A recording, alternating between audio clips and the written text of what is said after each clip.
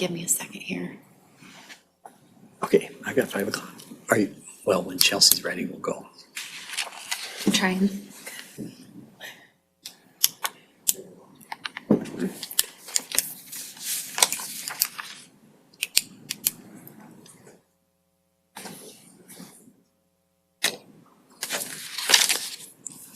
I think James has that one. It always works, Tiffany. It always works. I can do it without the slides if you'd like. Yeah. Yeah, give me a,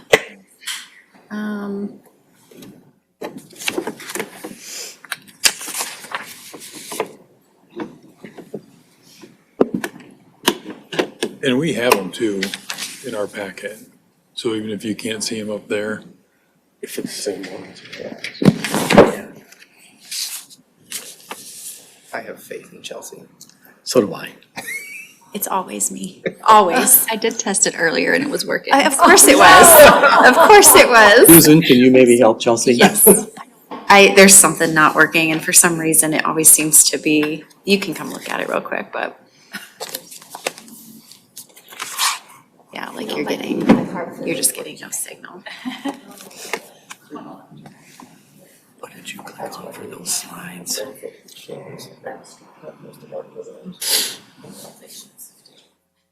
before that's what the date is today, 4/11, 4/12.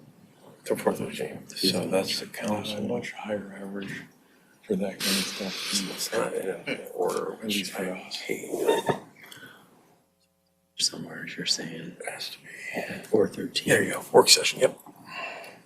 See, in a perfect world, it would come up if you paid. So which one of these, the top one? This is the presentation. Okay. Okay, good deal. I just think it's this. Yeah. Is there another one? Yeah, we do have another one somewhere, or we have one upstairs. Okay, okay.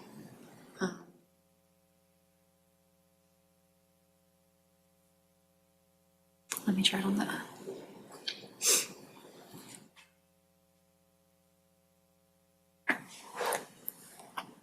Swipe, this isn't the item. We'll take a breather.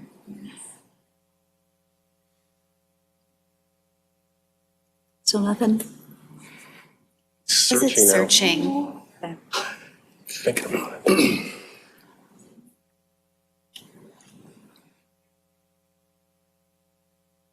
No signal. Okay. We'll just have you guys give your presentation. Does that work? Yeah. I'll leave this up here so you can kind of follow along. Okay. It's these here, the 48 of them.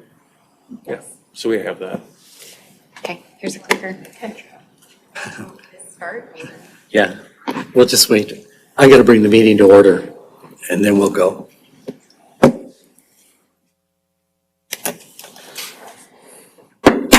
So we're gonna bring our work session for April 13th, 2026 to order. We have one item on our agenda, and that's a presentation from Greater Des Moines Partnership on Economic Development Opportunities for the City of Polk City. And Tiffany, it sounds like you're gonna start? Okay, welcome. We just ask people to tell us who they are. You For got the it. record. So good evening, everyone. I'm Tiffany Tauschek, and I'm the president and CEO of the Greater Des Moines Partnership. I am joined today, and you will hear from my colleagues, Stacy Lovan, the SVP of Economic Development at the partnership, as well as Courtney Shaw, our Chief Communications and Engagement Officer at the partnership. So please follow along in the slides here. Thanks for your flexibility. We appreciate it. Ooh. Okay, we're going to do this. So just want to share with you a little bit about the partnership. Hopefully you are somewhat familiar with the partnership, as we have been partnering with Polk City in different ways for quite some time, and really excited about this conversation tonight and where this conversation could go. So thanks for the time and the interest. So as the Greater Des Moines Partnership, we are the largest business organization in the state representing and focusing on economic development and talent development. and we leverage public policy as a supporting strategy in that work.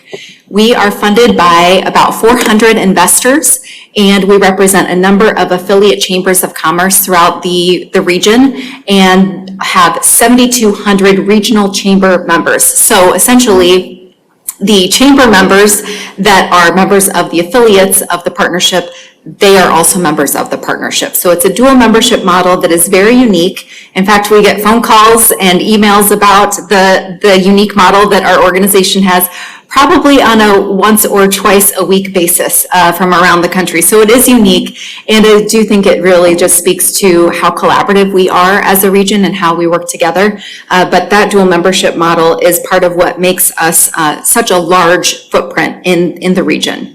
So I want to share with you just about our population. So we currently have 940,000 people living in our CSA, so our combined statistical area, and that's an important designation, a federal designation, because as soon as we hit 1 million population, we will instantly be eligible for all kinds of additional economic development projects. And of course, we all want additional economic development projects and more vibrancy throughout our region. So that's a very important number that we're working to reach, and we are trending in the right direction there. As I mentioned, our dual membership model is really unique. So it's also what sets us apart from others, in that we are the second largest regional chamber of commerce in the entire country. And that is, again, because of the dual membership model and so many of those regional chamber members that are affiliated with us and members of us through their local chamber of commerce. We, of course, have worked with the Polk City Chamber in many years, and excited to, again, have this conversation with you about getting Polk City specifically involved. So at the partnership, we go out and fundraise for our operations every 5 years. So currently, we are looking to find additional investors to join and be a part of our organization, and that's part of what we're going to share with you tonight. And then we have some unique ideas that we want to talk to you about tonight too. But every 5 years, this investor campaign that we go out and raise funding for our organization, we set forth 5-year strategies or a vision for the future. And those 5-year strategies, hopefully you're following along on your screen, really are all rooted around economic development and talent, and positioning our region for the future, as well as focus on inclusion, so inclusive economic growth, placemaking, and storytelling. Every year, we go through the process of working with our investors and, of course, our board of directors, our affiliate chambers, and our regional chamber members to listen and learn about what are those key initiatives or priorities that are most important to them that would ladder up to our 5-year vision and strategies. So the 2026 strategic priorities are that next slide. So again, focused on economic development, talent, quality of life, AI and innovation, positioning our region for the future, and storytelling. Our next slide's regional momentum. We recently shared this stat, which we are really proud of and excited about, because it's unique for a region our size to have this amount of economic development underway and capital investment underway. 5.7 billion in capital investment and economic development projects underway right now in our region, and another 2 billion in the queue, which again is great news. And Courtney will tell you a little bit more soon about the storytelling that we were able to do related to that data point. Next up, I'm going to invite Stacy Lovan to talk about our economic development efforts specifically. Good evening, everyone. It's a pleasure to be here and talk with you tonight. So when we talk about economic development, we want to first set the stage as to what the partnership does and where we focus. Really, we put the work that we do into 2 buckets. One, we work with local companies who are already here to help them grow and expand, help them meet the needs that they need for their business to be successful. We also are the community or the region's salespeople and marketers across the nation and internationally. So we are out marketing the region, trying to attract more companies and bringing more business into the area. Since the partnership was formed in '99, we have assisted 787 businesses, attracted more than $16.5 billion in capital investment, and assisted, created or retained 39,000 jobs throughout the region. The next slide, it just has several logos on them. Those logos just represent companies that we have worked with in 2025 and that are growing and expanding. We know from a business retention expansion, when we are working with local companies, That is so important to what we do in economic development because we know 80% of growth in the economy comes from your local businesses who are already here. So we are out there talking with companies, talking to CEOs and executives and saying, what keeps you up at night? What is it that we can be doing within our community to make this a better place for the businesses and for residents? And how do we make that happen? And how do we come together to work on a strategy to solve those issues? We also, when we are on marketing trips, we have several companies in the region who are not headquartered here. They're just satellite plants or operations. So when we do our national marketing trips, we are out talking to headquarters and getting meetings and seeing how corporate feels about their location here and how the operation is going. From a business recruitment perspective, we talk about the marketing angle. So, of course, the Iowa Economic Development Authority is out marketing the state nationally and internationally. The partnership joins with the Economic Development Authority on many marketing trips, but we also do some of our own, which we will get into. And why is it important? Why do we need to be out marketing our region across the nation? There are over 10,000 economic development groups who are trying to attract the 100 to 200 major economic development projects that happen within the U.S. every year. And when we say a major economic development project, we're talking about a project that's probably $100 million or more. So we do a lot of economic development projects that are not of that size, but just knowing that you have to be out promoting yourself regionally or you are going to be overlooked. We also know that economic development is a process of elimination. So we have to put ourselves on the radar and tell them why we are the place they want to be before we are eliminated. The next slide outlines the 6 targeted industries in our region: advanced manufacturing, insurance, financial services, ag innovation, logistics, data centers, and technology. We work with many companies that do not fall in these 6 target market areas, but when we are out promoting and selling, we have to have a focus or you just shotgun everywhere. So we focus on these industries, primarily because that is what we have here and that is what we are good at. Each year, last year, we'll just use last year as an example, we did 27 marketing trips outside of Iowa promoting the region. You can see the list here.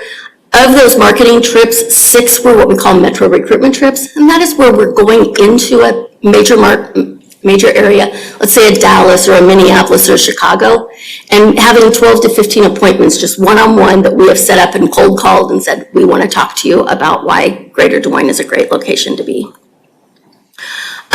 For our lead generation, so the projects we actually land, we had 140, let me back up, not the projects we landed, our prospects who we are trying to land. We had 140 prospects identified last year. 83% of those were locally generated, 17% came from the state of Iowa. And that holds true if you look at the past 10 years, it's about the same percentage. And then the next slide shows you where our leads were generated from. Our leads came from 20 states and 11 different countries. With that, Tiffany, I'll let you. So I'm going to cover some of the talent development work. Janae Sickink is our SVP of Talent Development and Inclusive Strategies. She couldn't be here tonight, so bear with me, I'm filling in for her. So we have on the first slide related to programming a number of talent development initiatives that our team leads. Many of these are built in close collaboration with education partners, business community, industry leaders, and government partners. So basically, if you were to zoom out, you would see that our talent programming runs K-12. It runs in the college university timeframe, so internships, and then of course those that are currently in the workforce. So there's a number of initiatives designed to help any of the talent in any step of their way throughout that talent journey. And I'm happy to talk about any of these initiatives that are on the screen if you'd like greater detail. I'll just highlight two real quickly. One is the Legacy Project Career Ready Collective, and that is where last summer we worked with 266 public high school students who were able to receive career ready training and help them understand what different pathways to opportunities were available to them here in our region. We connected them with over 200 different leaders in the region, helped them with learning more about whether it's applying for a scholarship or different trades. It's really just to help them understand we want them here in our region. And that was a very successful program. We're doing it again this year as well and expanding it. We also have the DSM Intern Connection, and that's another very popular talent program that we offer. Last summer, we had 517 students, and they were from over 60 colleges and universities from around the country that were here in the region for the summer. We get all of those students together, help them network, get to know each other, build that network, and also further connect them to the community. And what we heard is about 90% of them at the end of that program said that they now want to move to our region and live here when they graduate because they had such a great experience. So that's really the goal. And we tell them that up front, that is the goal, is to get them to stay here or move here full time. We have a number of other talent initiatives as we work through that talent pipeline, including our welcome guide. So individuals that are considering moving here or looking online, we are able to target them through marketing, which Courtney will talk more about, and serve up ads to them about moving here. And then we serve them up with these welcome guides, helping them see what life could be like here in the region. We have a number of DSM MVPs. I believe we have one located in Polk City as well. But these are individuals that are super ambassadors, helping sell the region and what your life could be like here in the region. So we connect these individuals, and of course they volunteered, and they can either connect virtually by the phone, or if the prospective talent is in town, they can meet with them in person if they feel comfortable for coffee or maybe ice cream on the square. And better learn about what life would be like for them here in the region. We also leverage these DSM MVPs for individuals who have just recently moved here. One of the reasons we learned through data that Courtney and her team led, that some people would choose to leave the region is if they did not find their group of people. They did not feel as though they were fully engaged in the region. So this program was designed specifically to help with not only the talent recruitment, but the talent retention piece. So that program's going very, very well. We just rolled it out fairly recently. We also have a number of ways that we help connect rural, urban, and suburban communities and leaders. One way that we do that is through our regional summit. We have a number of regional roundtables that we host where we're talking about key initiatives or issues that are really important to our rural, urban, and suburban leaders. And then, of course, a number of different resources and research that we provide, in addition to, of course, storytelling and promotion. Small business support is also one of the initiatives that our team works on. We see that as part of our economic development and talent work. And we have a number of programs designed to help support those early emerging entrepreneurs to those that are looking to scale up. And some of those programs, and again, we work closely with our affiliate chambers on this as well, because we want their members to participate in these programs. They are at no cost to that small business. Of course, their time we know is very, very valuable. So they are investing their time in going through this program, but we make it as easy as we can to ensure that we are helping support that business to grow and thrive here in our region. The Spark DSM program is an incubator program. So those individuals, those businesses are going through the process and applying to be vendors at our downtown farmers market, for example, at the World Food and Music Festival and other big events that we host. We also have the Scale DSM Business Accelerator program, which is designed for businesses that are looking to scale up their business. So again, these are free to those businesses. We want to do all we can to help support that continued business growth in our region. Every business started small at some point, right? So we want to make sure that we're doing our best to help continue that growth of small businesses throughout our region. As I mentioned earlier, public policy is a supporting strategy that we leverage to drive and advance economic growth and talent development. We have a state policy agenda that is consensus-based. We are a nonpartisan organization. We are a nonprofit, and therefore we go through a very rigorous process of ensuring that our investors, our affiliate chambers, and our regional chamber members are all invited to have a seat at the table as we're designing what our state policy agenda looks like. And then that goes to our executive committee and then ultimately our board and is approved, and then we move forward. So our featured priorities are economic growth, workforce readiness, and housing for this year. And we are very well engaged at the state capitol. We have a lobbyist on the team. Laura Book is her name. She is at the Capitol every day during session. I'm up at the Capitol quite a bit, as is a number of other team members who are up there to ensure that we're advocating for our investors and our affiliates and regional chamber members. The process related to our consensus-based agenda is similar with our federal policy agenda. So for this year's featured priorities, regional transportation, permitting reform, workforce funding and programs, and housing. We also, and you may see the mayor there in this picture, thank you to You've got a better picture for your normal presentation, right? This is just for us? This is one of our great pictures of you all engaging on our DMDC trip. We do appreciate you taking the time to go. It is one of the largest fly-ins that any organization like ours across the country does. And it is a big deal. We take about 160 to 200 depending on what the plane that we charter can hold and how many people sign up.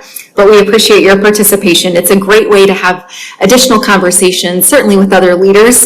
It's kind of like a big field trip for a couple of days in DC, but it's also a great way to get in front of our congressional delegation and the staff. We have a number of public policy events that we also host. And again, this is all designed to help ensure that we are advocating on behalf of our investors, affiliates, and regional chamber members.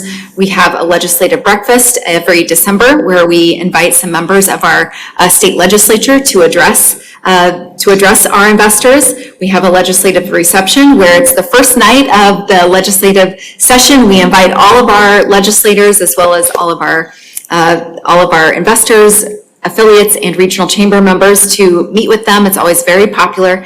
We also feature our affiliates and their food offerings in their local community. So it's a great way for our legislators to have a quick bite and to get to know others in our region. We host a legislative softball game and support that. So it is the Democrats versus the Republicans. It's always a really great game. I would highly recommend it. I don't know if we've publicized the dates yet, but we do have one coming up again this summer. And then of course DMDC, which registration is currently open June 3rd through 5th. We'd love to have you. Regional momentum. So I touched on earlier the really exciting stat we have related to the amount of capital investment that we have underway in the region.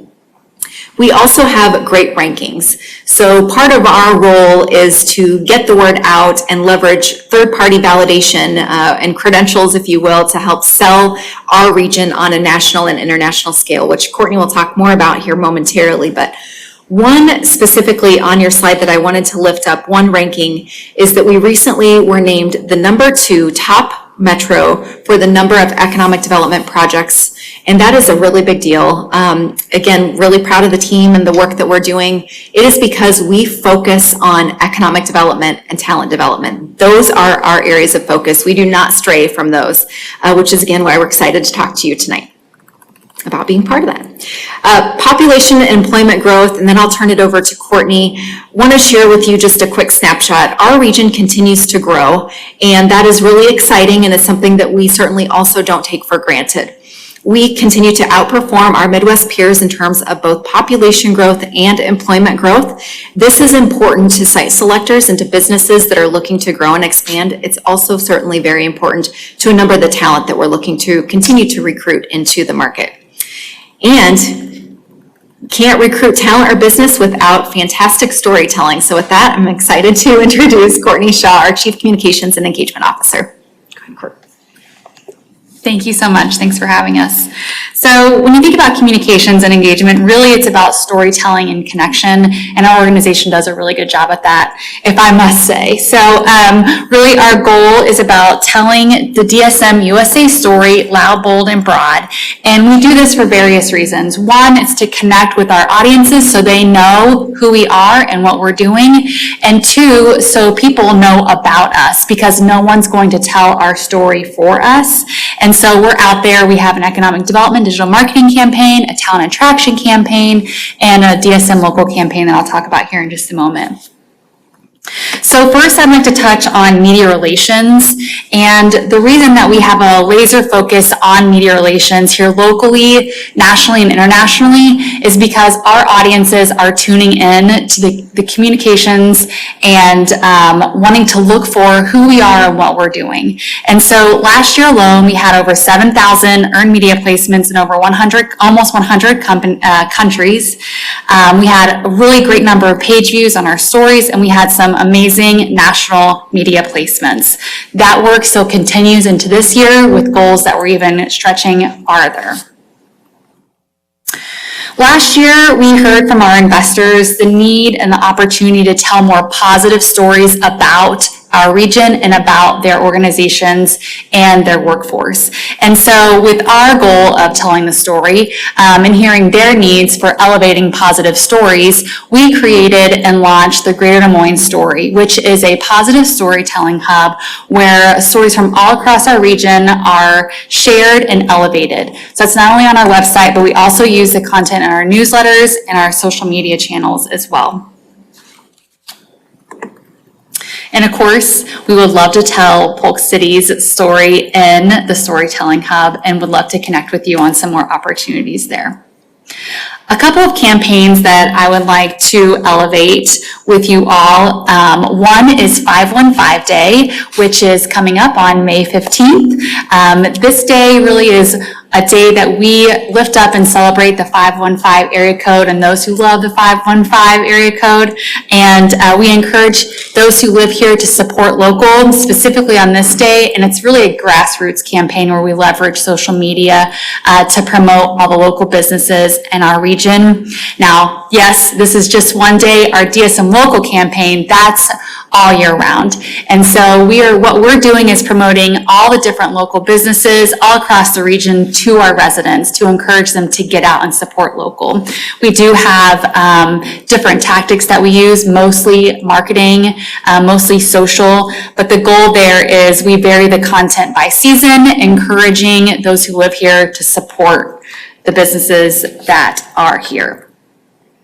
Additionally, we host various events. I know Tiffany's touched on several already, but just calling out, we host a downtown farmers market.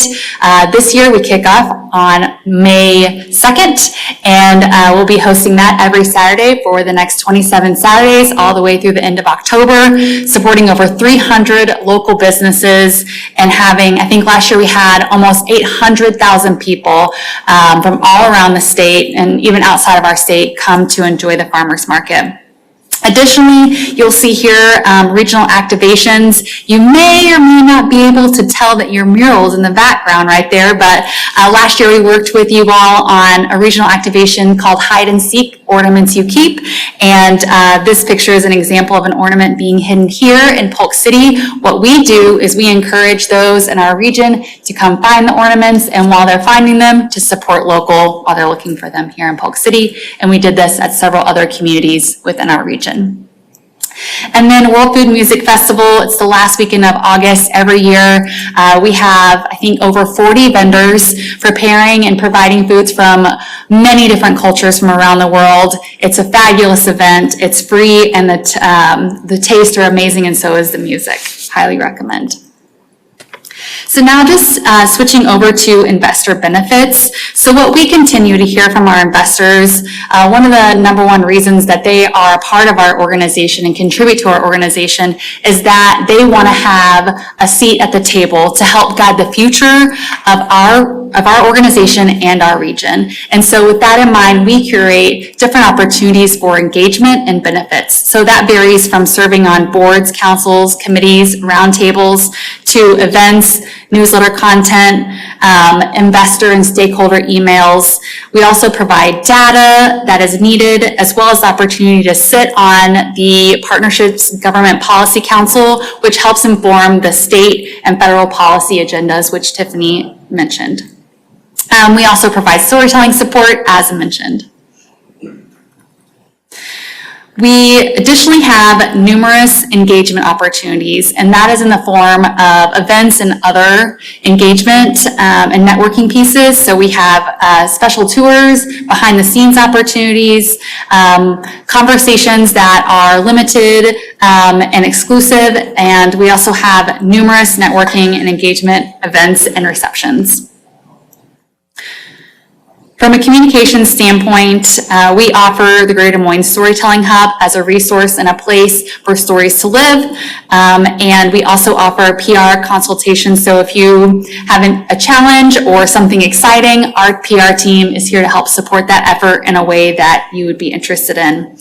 We have monthly communications that only go out to our stakeholders. We have photo and video library that's very extensive, and we can provide assets for Polk City, and of course, data and statistics. And on this slide, our local government investors and the benefits there. As you can see, this is kind of an overall snapshot of the benefits that we would be able to provide, and all the way from regional promotion and growth to business and entrepreneurial support, research support and tools, and public policy. All right.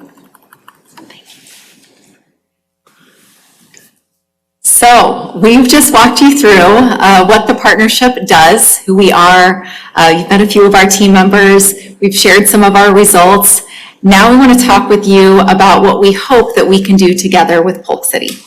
So what Courtney shared was our specific or our ongoing investor opportunities. So any investor, those are the sorts of benefits that they receive.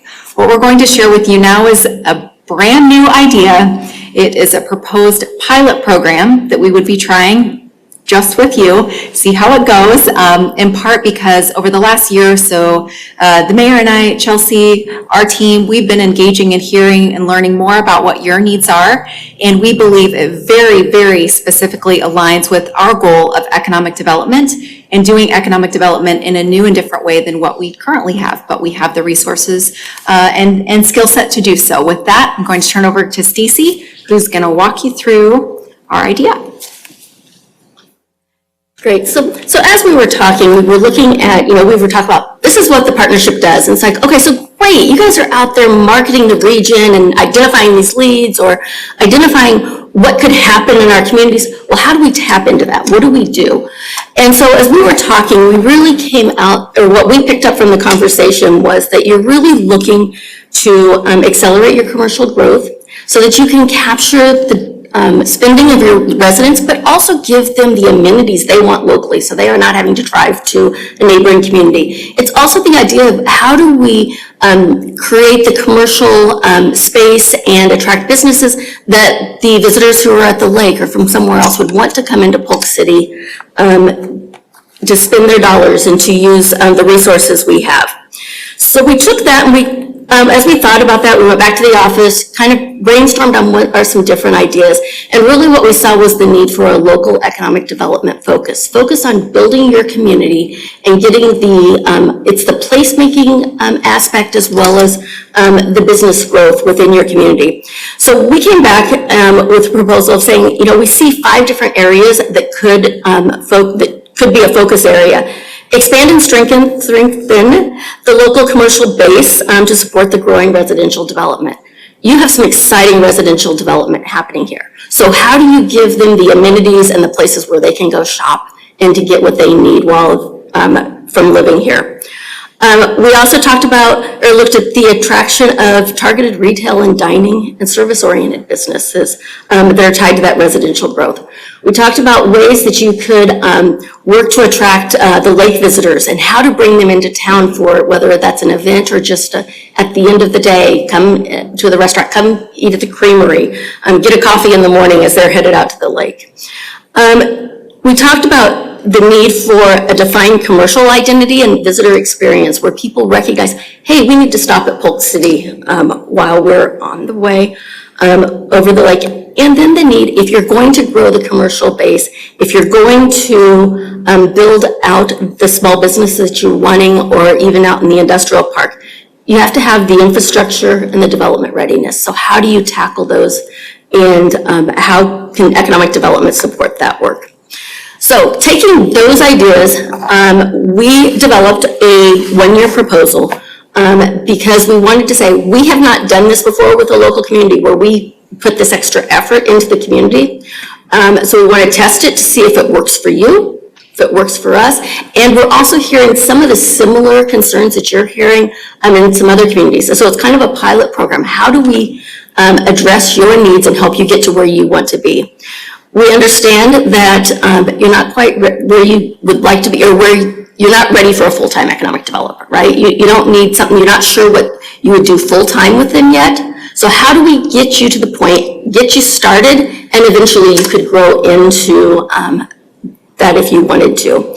So we are proposing 15 hours a week of paid staff support, where we would have a staff person, they would spend 15 hours of their time working specifically on Polk County, or Polk City. This would be a combination of on-site, meaning we would want them to have an office or a location here at City Hall, and remote support. And I'll kind of get into what I mean by remote support, because I don't mean them sitting at home or sitting at our office doing work for Polk City. We'll talk about let me go a little bit further into the on-site and the remote support. We see on-site meaning they are here, they are meeting with businesses in your community, they are meeting with developers, they are meeting with the community of learning and getting a good base for what is happening in your community today and where does it need to go. And so they would be here available for businesses to come in to meet with them, or they would be scheduling meetings and be out and about. We anticipate early on that would probably be a couple days a week. Over time, it would be probably one day a week would be remote. They might be meeting with developers in the Des Moines area. They might be out calling on businesses saying, hey, you've got a great retail business here, or this would be, Polk City has a great location for you to be in their community. So really we see that as a combination between the two. Either they're here within the community or they're out specifically building the case that is needed to attract somebody here. We also, I'm going to go through several items that we kind of ticked off as tactics that could be used, but really we want the deliverables to be something that we co-create with you. We don't want to come in and tell you, this is what Polk City needs. We need your buy-in to, yes, this is what we need, and this is where we go forward. So we would definitely set up some metrics and some standards where we would co-create those with you, so we would know what the deliverables were, and you would know the deliverables. And then we would establish a progress reporting structure, thinking of probably a monthly activity report so you knew what was happening each month, and then having the leadership team come back in 6 months and at a year to say, how's it going? Do we need to adjust? And of course, at any time throughout the process, we would be open to those conversations as we move forward. The next slide really outlines the potential areas of focus of where we see opportunities. The commercial growth strategy would be really looking at your retail, restaurant, and services that you have today, and what are those gaps? And then identifying people or companies that could fill those gaps, and having the stats to show that your demographics could support it. We can go out and try to call on a business all day long, but if you want a Texas Roadhouse and your demographics do not support a Texas Roadhouse, you're not going to get one. We're wasting our time and energies. So really looking at the statistics behind it and what can you support and what would grow here. And then making that outreach, making those calls on your behalf. We would look at business recruitment and expansion. As I mentioned earlier on our slide, we see this as core. Early on, it would be out talking to your local businesses out in the industrial area, your downtown businesses. What is happening in your community today, and getting a good feel for what's here and how can we support them. Maybe there's gaps right there that they are ready to grow, but they're facing one or two obstacles. If we know that, we can help identify ways to solve those issues. We have on here developer and site readiness support. We know that you have housing developers, and we understand that several of those have some commercial tied to those housing developments. So understanding what they're looking for in their developments and helping them identify prospects to come in and to build on those areas, as well as then to what's the infrastructure needed and making sure, working with the city's team to identify how do we get the infrastructure there if it's not already there today. I've already talked about or mentioned the Lake to Town visitor capture. Identifying strategies, looking at the patterns and the traffic patterns that are happening today, and looking at opportunities, and then how do we get the word out and how do we market and actually tell people, hey, you need to come over. And maybe it's, this chamber may already be doing several of these, so we would not want to step on toes of what they are already doing for events, but are there things we could do that would be supportive? The commercial corridor and downtown activation, again, working with the chamber, understanding what they already have going, and then what could we do to create more activation that would draw people into town.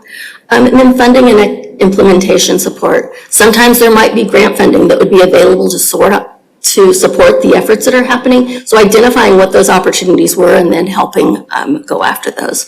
So really, it's really a multi-pronged approach and different avenues. We would work with you for those 15 hours a week. Where do you want us to focus first? Maybe it's 1 or 2 items focus here. Let's get some traction and then let's move to the next. But it would really be that constant conversation of how do we get there? So as we were talking through the 15 hours a week internally, I know you want to know, what's it going to cost you? I can see it on your faces. Okay, you're talking about all this. So first we would need Polk City to be an investor, which is the $2,500. So the items that Courtney covered and the things that the partnership does today, that $2,500 covers that work. For a 15-hour a week person focused just on Polk City, we're saying $50,000 to cover. Now that person could be the point person that you would have tapping into the other resources. So when you think about when we work with some of our larger suburbs that have the economic development staff, they will be working on different projects, but they know when to call us when they need communication support. They know when to call us, hey, we've got somebody going after a state of Iowa grant. Can you help this company go through the process? They have somebody who's constantly doing it and tapping into the resources we have. We would see this person working with you, being able to tap into what you would already get from being an investor. But then the other 15 hours a week, what that's doing is focused on the business development and retail development here. So do you have a role or even a job profile in mind for that person being? We do. We have a job description that's laid out. It would be a new hire for us. 15 hours would be dedicated for you, and the rest of the time then we would tap into some of the other work that we are doing from the economic development front. What sort, I mean, we don't need to go too in depth, but like what sort of experience does that job look like in that? We're seeing probably somebody who's got a year or two of economic development experience, but also what's probably more important is that they would have the entire economic development team for support behind them. So for example, our economic development team has, we've had some change, but in economic development, we probably average 15 years of economic development experience. And our economic development team has 8 people on it right now, and they would be tapping into us, and we would be constantly engaged.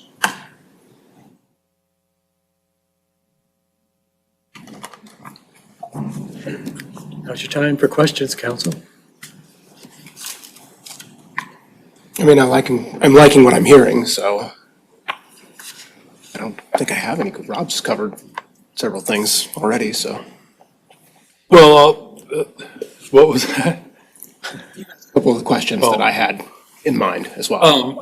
I mean, first off, I think what you guys do, you do very well. So appreciate as part of the metro that we are, a part of that and a benefactor of that, and having involved in some things, I've seen that for quite some time. So kudos on that. The thing that I would want to point to, and where I was going with the job profile question is, I think it's going to be where we've struggled with economic development is the uniqueness, and like everybody thinks they're unique, I get that, right? But I think there is some validity to, our proximity to Ankeny and Grimes, our lack of access to, like, there's a very limited suite of businesses that are gonna be able to pick and justify the decision to come here outside of other communities. And so if we're gonna pay for someone to spend that time, that's lived experience and less studied. So that would be an initial concern of mine, is how can they differentiate through conversations with businesses to maybe have some tough conversations and say, this is what's going good and this is what's going bad, and see that through to be able to tell, okay, you need to change this, you need to push that, you need to lessen the restrictions here. So a lot to think about, though.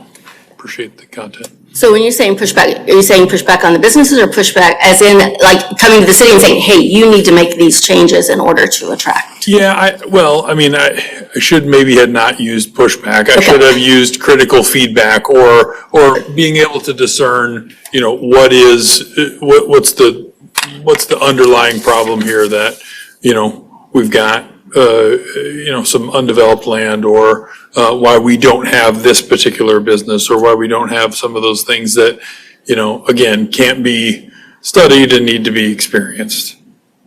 Sure, I understand and agree with that. I think we would start with some data to show what the growth of your housing has today and how far you are coming.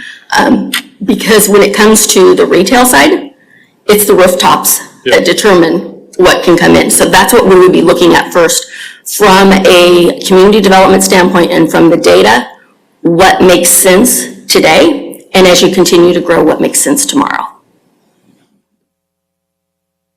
Just to follow up to that a little bit, understanding the rooftops drive a lot of that, but just based on your limited amount of coming into Polk City and seeing what you have to deal with, what have you guys kind of pinpointed as some of the primary challenges that this community might face that maybe some of the other communities in the metro don't? Well, I would think from I'm looking at this more from a commercial and a retail and a smaller business environment, because if it's the highways coming in and out, it's not going to be a logistics hub. Heavy manufacturing, you've got 2-lane roads coming in. So if you're not on a 4-lane, those do not work. So I think it would be focused on, you could do some smaller light industrial, definitely could work for the right sites. I think you've got the commercial capability because of the rooftop growth, as well as you do have an asset with the lake right here, but how do we tap into it?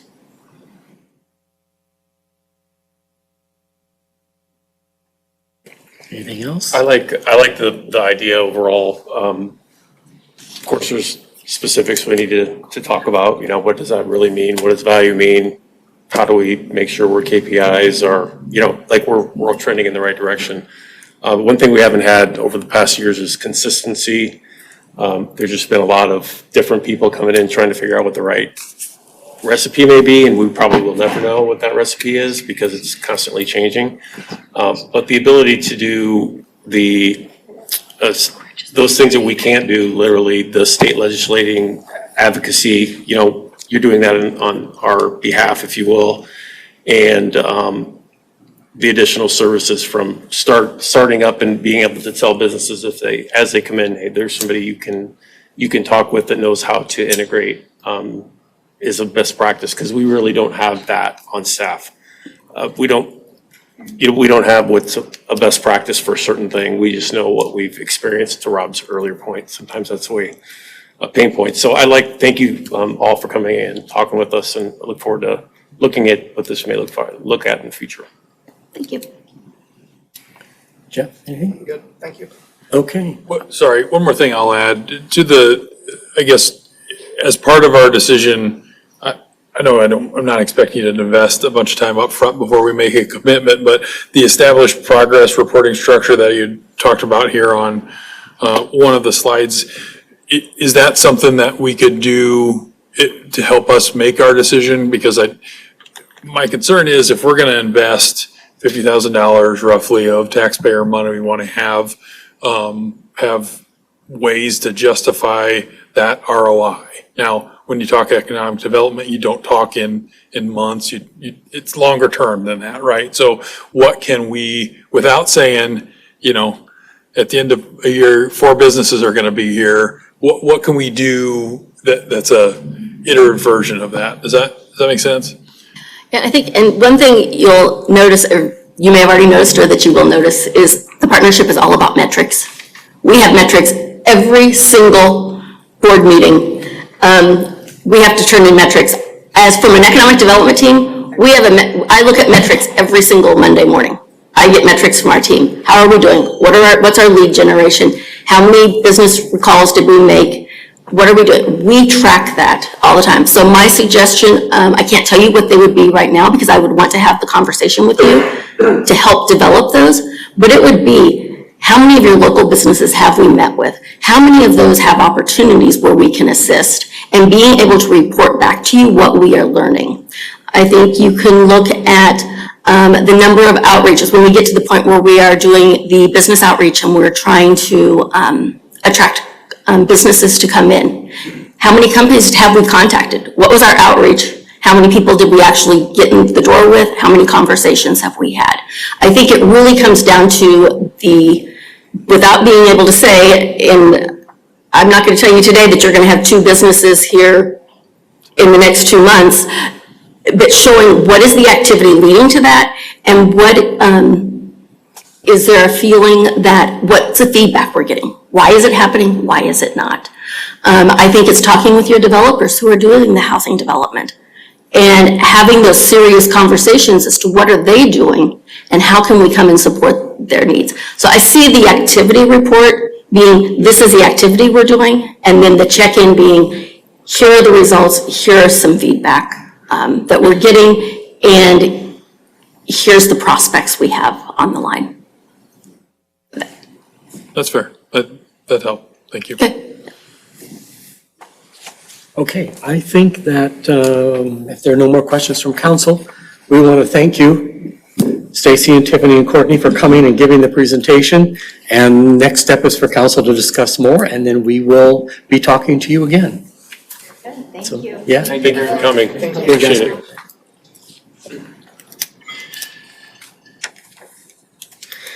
Okay, that's the only item that is on our agenda for tonight for work sessions. So item number 2 is adjournment. So I'll ask for a motion and a second to adjourn, please. So moved. Second. All in favor say aye. Aye. Any opposed, same sign. We are adjourned until 6 o'clock council meeting.